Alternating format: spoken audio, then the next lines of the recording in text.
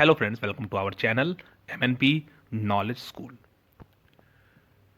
जब से इस साल का बजट आया है तब से एक सवाल आप में से काफ़ी लोगों के मन में चल रहा है। वो सवाल ये है कि कैसे 7.5 लाख तक की अगर आपकी इनकम होती है तो उस पर भी आपको कोई भी टैक्स नहीं देना होगा। इस टॉपिक पे एक वीडियो फरवरी के स्टार्टिंग में हमारे चैनल पे बना था। उसके बावजूद भी कई लोगों के कुछ और भी कन्फ्यूजन्स थे जो इस वीडियो में दूर हो जाएंगे। स्टैंडर्ड डिडक्शन के क्या फ़ायदे हैं, क्या मायने हैं, वो भी इस वीडियो में आप जानेंगे। तो 7.5 लाख तक की कैसे आपको इनकम होने पे कोई भी टैक्स नहीं देना होगा, आइए इस वीडियो में देखते हैं, समझते हैं। आइए वीडियो शुरू करते हैं।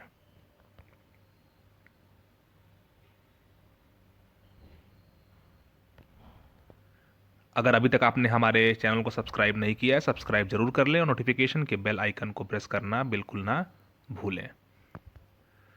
तो देखिए, जो नया इनकम टैक्स रेजीम है जो अगले फाइनेंशियल ईयर यानी 2023-24 यानी असेसमेंट ईयर 2024-25 पे लागू होगा, उसका एक बार हम लोग पहले जो स्लैब है वो देख लेते हैं। यहाँ पे आप देख रहे हैं 3 लाख तक आपको कोई भी टैक्स नहीं देना होगा। 3 लाख 1 रुपए से लेके 6 लाख के बीच में आपको 5% टैक्स देना होगा। 6 लाख 1 रुपए से लेके 9 लाख के बीच में आपको 10% टैक्स देना होगा। 9 लाख 1 रुपए से लेके 12 लाख के बीच में आपको 15% टैक्स देना होगा। 12 लाख 1 रुपए से लेके 15 लाख के बीच में आपको 20% टैक्स देना होगा। और अगर आपकी इनकम 15 लाख से ऊपर है तो आप 30% टैक्स उस पर सरकार को देंगे। तो यहाँ पे कुछ लोगों का सवाल ये था कि अगर 7 लाख तक या 7.5 लाख तक की इनकम पे कोई अगर हमें टैक्स नहीं देना है तो फिर ये जो स्लैब है 3 लाख 1 रुपए से लेके 6 लाख के बीच में 5% का, या 6 लाख 1 रुपए से लेके 9 लाख के बीच में 10% का, इसका क्या मतलब है, ये आपको आगे वीडियो में समझ में आ जाएगा।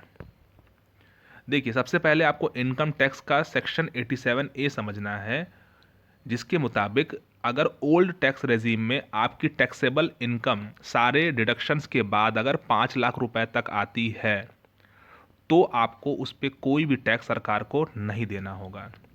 और अगले फाइनेंशियल ईयर से 2023-24 से यानी असेसमेंट ईयर 2024-25, जैसा कि पुराने वीडियोस में आप जान चुके हैं कि असेसमेंट ईयर हमेशा एक साल आगे का होता है। तो जहाँ पे भी हम फाइनेंशियल ईयर 2023-24 की बात करेंगे वहाँ का असेसमेंट ईयर 24-25 होगा। उसमें 7 लाख तक की इनकम पे आपको कोई भी टैक्स नहीं देना होगा।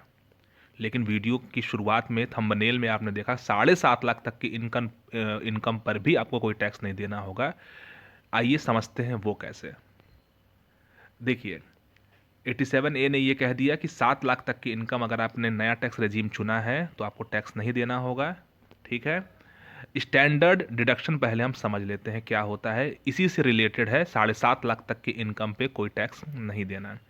स्टैंडर्ड डिडक्शन उनके लिए अवेलेबल है जिनकी इनकम जो है सैलरी या पेंशन से आ रही है। यानी अगर आप सैलरी पाते हैं या पेंशन पाते हैं तो आपको 50,000 रुपए का स्टैंडर्ड डिडक्शन अगले फाइनेंशियल ईयर से नए टैक्स रेजीम में मिलेगा। यानी कि यहाँ पे आपने पढ़ा कि 7 लाख तक की इनकम अगर आपकी नया टैक्स रेजीम चुनने के बाद है तो आपको कोई टैक्स नहीं देना है। और यहाँ पे 50,000 रुपए का आपको स्टैंडर्ड डिडक्शन यानी कि जो भी आपकी इनकम होगी उसमें से सबसे पहले 50,000 रुपए माइनस हो जाएगा। यानी कि अगर आपकी इनकम 7.5 लाख रुपए है तो 50,000 रुपए का आपको स्टैंडर्ड डिडक्शन मिलेगा। किनको मिलेगा? जिनकी सैलरी से इनकम है या पेंशन से। अगर आप बिजनेसमैन हैं, कोई प्रोफेशनल हैं, तो आपको नहीं मिलेगा। ये सिर्फ सैलरी और पेंशन पाने वाले लोगों के लिए ही 50,000 रुपए का स्टैंडर्ड डिडक्शन है, चाहे वो ओल्ड सिस्टम में हो या न्यू सिस्टम में हो। ठीक है, यहाँ पे क्लियर है, सैलरी पाने वाले और पेंशन पाने वाले, और 50,000 रुपए का अमाउंट है। एक चीज़ क्लियर हो गया कि अगर आपकी इनकम 7.5 लाख है सैलरी या पेंशन से तो आपको स्टैंडर्ड डिडक्शन 50,000 का मिलेगा और अब 7 लाख आपकी इनकम हो जाएगी और 7 लाख पे आपको कोई टैक्स नहीं देना होगा सेक्शन 87A की वजह से। तो अब एक सवाल अभी भी रुक गया कि फिर 3,01,000 से 6 लाख के बीच में 5% और 6,01,000 से 9 लाख के बीच 10% का क्या मतलब है। तो यहाँ पे देखिए, अब जैसे मान लीजिए किसी की इनकम है 8 लाख रुपए, जो सैलरी से वो पा रहा है और उसने नया टैक्स रेजीम चुना है। 8 लाख में 50,000 रुपए का उसको स्टैंडर्ड डिडक्शन मिल जाएगा, यानी कि 8 लाख में से 50,000 रुपये माइनस हो गया, यानी 7.5 लाख रुपए। अब 7.5 लाख रुपए पे उस पर जो टैक्स बनेगा वो 3,01,000 से लेके 6 लाख के बीच में 5% और 6,01,000 से लेके 7.5 लाख के बीच में 10%। तो स्लैब का मतलब ये है, यानी 7 लाख जैसे ही आप क्रॉस किए हैं, अगर आपकी सैलरी से इनकम नहीं है और अगर सैलरी से इनकम है तो अगर आप 7.5 लाख क्रॉस किए हैं तो फिर ये जो सामने आपके टैक्स स्लैब है इस हिसाब से आपको टैक्स कटेगा। एक कन्फ्यूजन लोगों को और था कि स्टैंडर्ड डिडक्शन सबको नहीं मिलेगा, सैलरी भले आपकी जो है आप सैलरी से पैसा पाते हैं तो भी ऐसा नहीं है।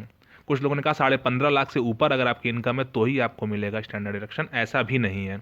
आपकी इनकम कुछ भी होगी आपको स्टैंडर्ड डिडक्शन मिलेगा। तो आई होप आपको क्लियर हो गया होगा कि क्यों 7.5 लाख तक की इनकम पे आपको कोई टैक्स नहीं पड़ेगा। वीडियो अच्छा लगा उसको लाइक करिए, लोगों शेयर करिए और चैनल को सब्सक्राइब करना बिल्कुल मत भूलिएगा।